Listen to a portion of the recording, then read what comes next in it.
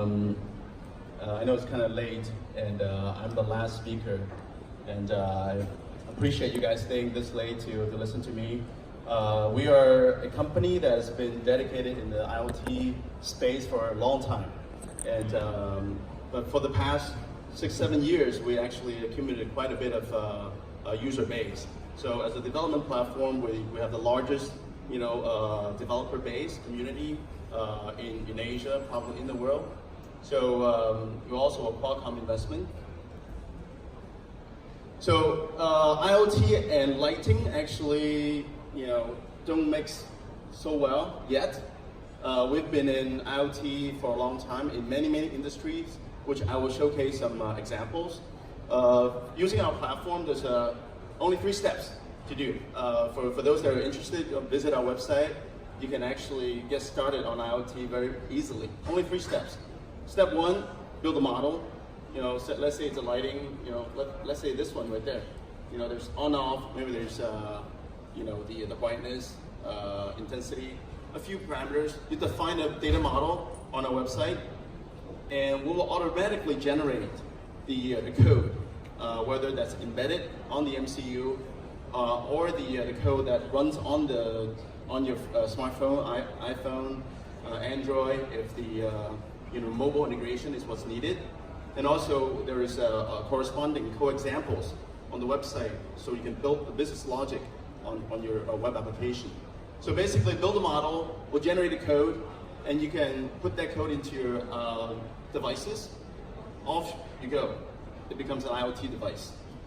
So over here, I listed some pictures of the products, which there are many. There are over 50,000 IoT projects being developed by over 160,000 developers on our platform. Every day, there's over 10,000 IoT engineers building new products or managing the devices. So as small as a wearable device, a sensor that can run a number of years on battery-powered energy, versus some of the more industrial equipment, robotics. So with our platform, with a way that's easy to use, a lot of IoT devices or innovation actually built on our technology. So this somewhat complicated picture basically explains the 2 layers of our technology. The fatter part, which we call it a platform as a service, PaaS, built on top of Amazon Web Services. Within China, we built it on top of Aliyun and Tencent Cloud. So basically what we offer is what I just explained, the 3 steps where you can build an IoT device. It builds on this platform right there. So we will provide a connectivity, provide a device management, and once the device it can be managed at scale.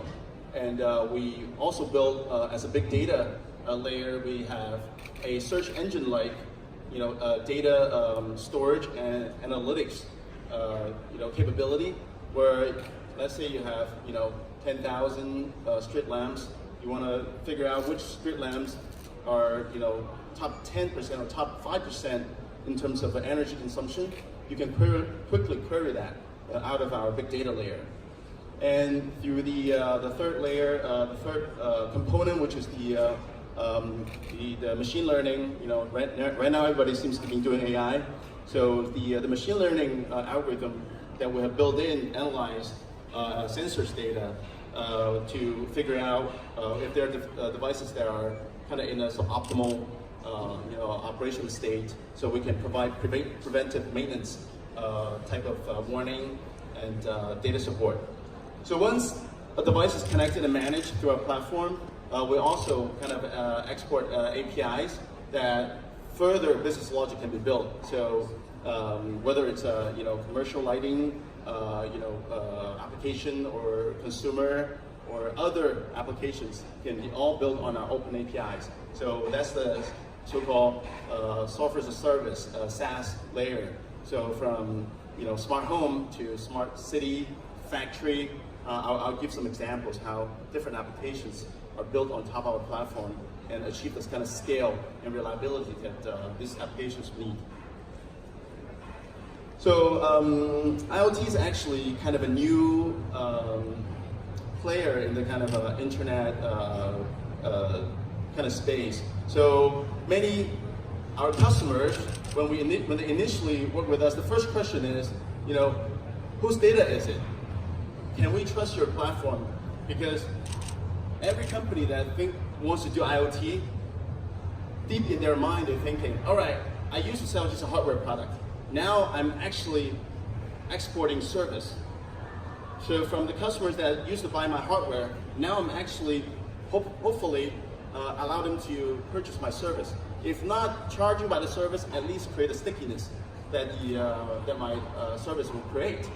So the ability to trust a platform that would not misuse the data, whether it's domestically in China, in Europe, America, everybody's very sensitive about it. That's why there's Chinese companies getting into trouble, being kind of, I guess, being the scapegoat, for so to speak, for data privacy. So we're invested by Qualcomm, and we believe we're the custodian of our users' data. We're more like a bank. So the data can be stored with us.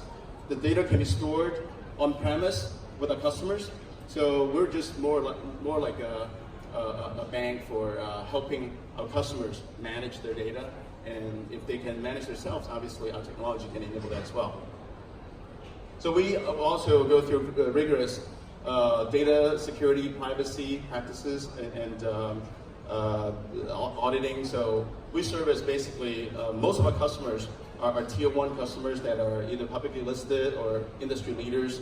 So we have been through kind of a lot of rigorous auditing to ensure we have the best practices in terms of privacy and safety. Here's some of our customers, from Chrysler to some of the bigger ones like Bosch, Siemens. So all these customers have similar needs. They need to go beyond what their traditional business, comfort zone. Instead of selling hardware, start selling systems, providing services. So we become kind of the behind-the-scene partner for them to go on their digital evolution. So all that theory, all that ideas aside, let's give you some examples how we use our technology, IoT technology, to enable our customers. So one of the hottest business model innovation in the past 3 to 5 years, Lyft just got publicly listed IPO just last month. So basically it's kind of a sharing economy where you can use technology to enable customers to basically consume your service piecemeal. So the whole sharing economy, in America, in China, in Europe. So it has really a kind of a magical kind of combination possibility with IoT. So on our platform, we have close to 1 million devices now that are so-called shared devices. So basically, a device can be connected through the cloud, managed on the cloud, and through mobile payment. Customers, can use their phone to scan a QR code or be scanned by this device, charge for $1, 50 cents, $10, whatever it is, and get immediate service from the coffee machine, EV charging station, even entertainment. In China, some of the international friends may not know, in China we have even karaoke can be a shared device. You can go into a little booth, like a phone booth, sing karaoke and basically pay $10 or 10 yuan for that service. So on our platform, we're very lucky that a lot of these kind of sharing economy players are choosing our platform as a trusted partner to handle the devices and facilitate payment. So on any given day on our platform, we have, or any month, we have over 1 billion RMB transactions, worth of transactions on our platform, all through just $5 or 5 yuan, 10 yuan, or 2 yuan, just a lot of transactions But a lot of transactions actually behind it is a lot of device control, monitoring for the device that don't, are having trouble. We'll warn the operator to go send people to fix it. So basically, IoT enables a brand new kind of economy model, the sharing economy. So we're very happy to be kind of a major player behind the scene. So smart factory. A lot of people talk smart factory, and I don't even know what I'm talking about because it's just so abstract. But luckily, us being able to deal with developers and operators on a first-hand basis, we can actually come up with really kind of a cool examples. In this example, we have a textile exchange and trading platform, which is a private company, fast-growing. They deal with textile buyer and seller matching. So what they do is they use our technology to go upstream. They install a lot of these devices for tracking the, over here in the picture is basically the industrial loom. So these machines basically run continuously to generate, to produce textile. And for our customer, which is the exchange platform that match buyer and seller, they go upstream. Basically, they work with thousands of factories with IoT enabled. Now they can track the capacity, the quality of production of these factories, in which they can actually grade them, and so that they can actually allow them to trade on their platform on better terms. So our device, or the device that connect to our platform generate, billions of data points processed and analyzed on a daily basis, facilitating a brand new way of how supply chain are integrated. So this way of, so a lot of people talk smart factory, they think about, okay, robotics and automated factory, production line, but in this case, basically, IoT is tying together different players in the whole supply chain, which I think is a very good use of the technology. And it also really puts our system into a rigorous test, because the data that's generated by this industrial machinery is actually quite intense. So another area that is very important to us is transportation. So we work with the largest bus and coach manufacturer in the world, and they produce over 7,000 this kind of a large commercial vehicles a year. And they sell to around the world. So with the help from Qualcomm, which is our investor, we offer them the chipset that can basically work in almost all geography, whether it's 2G or NB-IoT, LTE. So it gives them the ability to track the fleet on a global basis.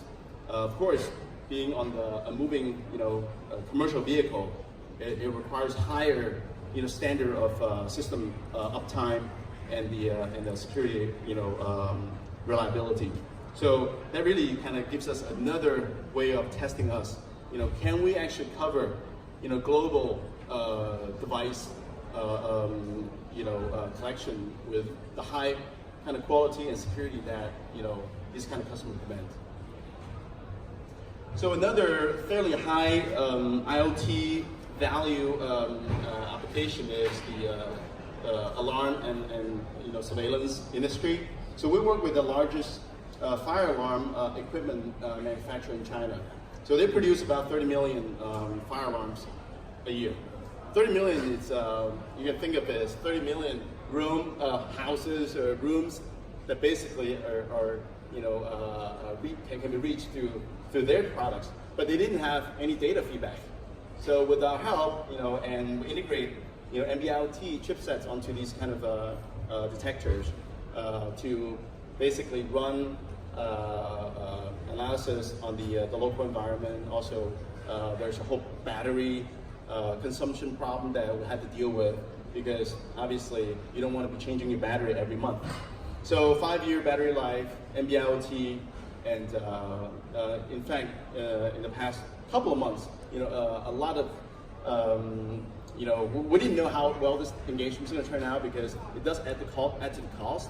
But we got really great news that the new product and the system actually, when it went on the field, it actually saved the lives of quite a few their customers, because the alarm actually not only sound locally with the beeping, and it actually generates phone calls and text messages for the user, so that the fire safety the practice can be actually enhanced. So massive scale, super high reliability, and that's something that we're getting better every day. That's why we can actually help this kind of customer in this kind of scenarios. So smart building and lighting, we're a little bit new to the space, because frankly, lighting and IoT kind of merging just recently. So we do have some street lighting and commercial building engagements. Not a lot, but it does help that we have the platform that can handle the load, and they can then provide the kind of reliability that this kind of applications demand, especially in the commercial settings. So what we do offer for the lighting industry, especially commercial lighting, is beyond the home use, Zigbee, Wi-Fi, Bluetooth. For the commercial space, obviously you need a more kind of industrial grade stuff. So MBLT, LoRa, some enhanced Zigbee, modules. So these are the type of suppliers that we have in our on our platform that can help our end customers, who are OEM makers and the device operators. So there are basically 6 things I think we can actually add to the lighting industry that I think is pretty unique to us. So number 1, having been in the industry for so long, and we understand that for our end customers that are building devices or using the devices, they don't want any of that technical detail to get to the end product. So we say, all right, let's work with the Shunzhou, let's work with the Bartling, and work with all the hardware upstream partners of ours. Using our technology, we tie them all together. So in a home lighting space, for example, we can offer, for example, a well-integrated LED driver, 5 watts, whatever voltage the market demands, and plug and play. So the lighting fixture with the smart connected driver, the lighting product is already smart. So we don't go through all that R&D, trial and error, and a lot of wasted R&D time and probably potential opportunity costs. So we want to give it as turnkey, as plug and play as possible. And we found that it's actually quite welcome in the industry. So simple plug and play installation and integration. And also, related to that, in order to offer this kind of plug and play integration, we need to integrate our partners' products. Wi-Fi modules, BLE modules, Jingxun, the last speaker, also a part of ours. So their vast capability of produce and their R&D capability with our cloud platform integrated together, we can actually reduce the R&D time for our customers quite a bit. And not only reducing the development time, speed up the time to market, we can actually reduce the cost of procurement for our customers. So let's be frank, lighting space, super cost sensitive, especially in the home space. So we want to be able to leverage the ability for us to integrate not only technologically, but also supply chain wise to help our customers. So also a global reach. So as a IoT platform supplier, we obviously have to service more than just one country. So we have deployment. Our server farm covers North America, Southeast Asia, Europe, China. So globally, we cover about 200 countries, and all with 99.99 service level consistency, which is very important for IoT product that needs to go mainstream. So when you go to our booth, we demonstrated something pretty unique to the industry, because all the companies that want to do IoT worry about what do other companies do. Can I be interoperable with my partners? I don't want just one app to my product, my lighting, that's no fun. So we integrate on our platform some of the industry leaders' products. So every product maker can actually join a bigger community of products that can go into one house. So the last one is we have a clear boundary of where the data, who owns the data and who owns the user. So plug and play. So for customers that only want the easy integration and ready to go, we offer the smart LED drivers. So it comes in different, format and different wattage. So really fits different categories of products. For the customers that has more R&D in-house, they can integrate the modules themselves. We give them open source, reference design, and even components as LED plates we can also offer with the modules integrated. So we support all the major communication protocols. So LoRa and NB-IoT, probably more on the commercial side, and Wi-Fi, BLE mesh, Zigbee on the house on the home use side. So for the past few years, we've been working really hard to integrate technologically with our upstream partners. But for the past year, we've been integrating the technology as a total solution to our partners. So I think the lighting space, such integration is really welcome. And we want to make it as turnkey, as plug and play for our customers as possible, and also reduce the cost. In general, we can probably offer integrated solution, much cheaper than most of our customers can command from the suppliers themselves. And we also have solution partners that can make custom solutions for specific applications that we don't already offer. Because thanks to the hundreds of thousands of developers on our platform, we can actually match the developers, software and hardware-wise, for our customers' needs. Global coverage I already talked about, 200 country plus, and 4 nines, 99.99 service level reliability. So the 3 biggest data center for us, China, US, and Europe, and then we can achieve basically 100%, but you never say 100%, but this is historical data, a little bit of a blip here and there, but basically industry leading 4 nines of IoT platform reliability. Oops.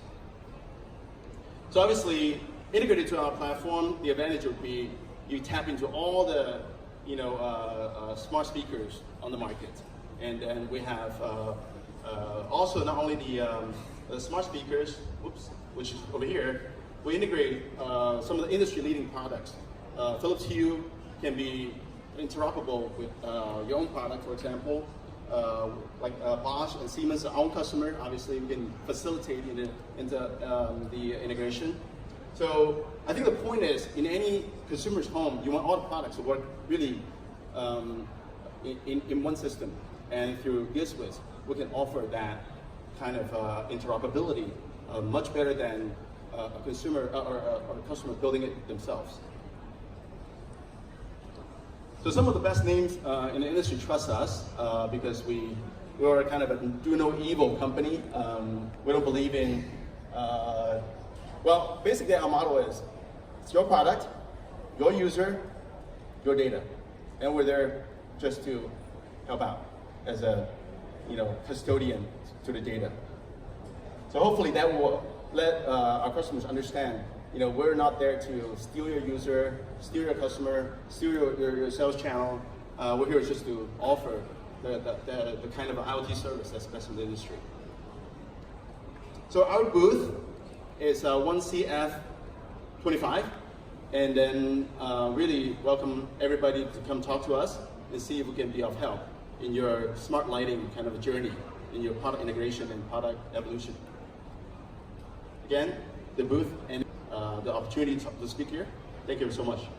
Thank you.